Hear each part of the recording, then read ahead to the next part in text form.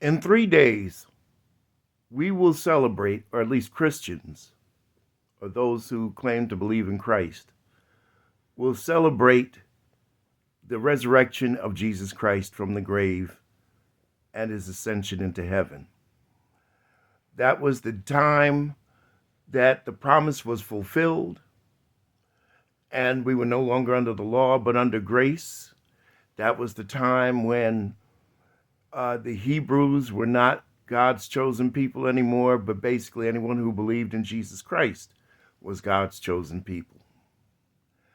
And acknowledging this, I have to sit back and look at the world today, and I have to think, is this the world that Jesus wanted it to be? Are we doing what Jesus wanted us to do? Can the United States say, we say, a lot of people, they want to say they're Christian nationalists. They believe in Christ and, this country is a Christian country. My question is, where? How can you say that you're a Christian, but you hate people of different nationalities than yourself? Donald Trump doesn't like Canadians. Now you don't like them. What has a Canadian done to you? Nothing.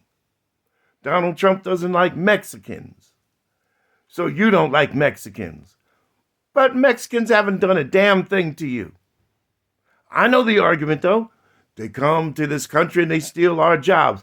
They don't steal your job. They do the jobs that you won't do. I haven't seen you guys lining up to work in a hot field picking fruits or vegetables or coffee beans for less than federal minimum wage. Oh, they're all criminals. Really? I've seen more criminals, and I'm just being honest here, out of all the mass shootings, 98% of them have been American, white, Republican men. There were 2 black men, Colin Ferguson in 1993 and the DC sniper. That's 2 that were black. Is this the world that Jesus wants us to be? I don't think so. Jesus' whole message was about love. He even said in the book of Matthew, chapter 22, verses 37 to 40, when the Pharisees were once again trying to test him and catch him in blasphemy, they asked him, what is the greatest commandment?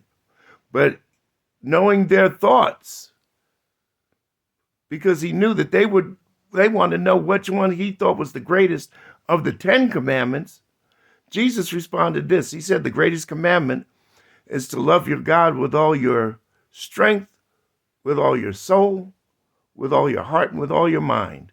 Then he said this, and the second is like the first, meaning that the second has the same as equal gravitas with the first one. He said, love your neighbor as yourself. Because loving your neighbor and being nice to your neighbor is godly. It's the same as if you're loving God himself.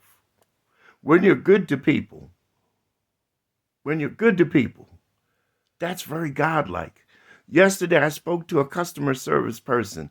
They were so lovely that I spoke to their supervisor and told them what a great person this was and that they should get a raise.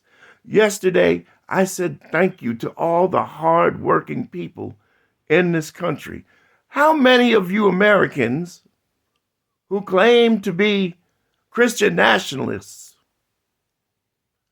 say thank you to the person that serves you and mean it?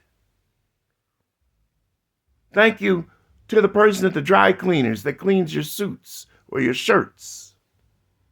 Says thank you to the person that delivers your food to you.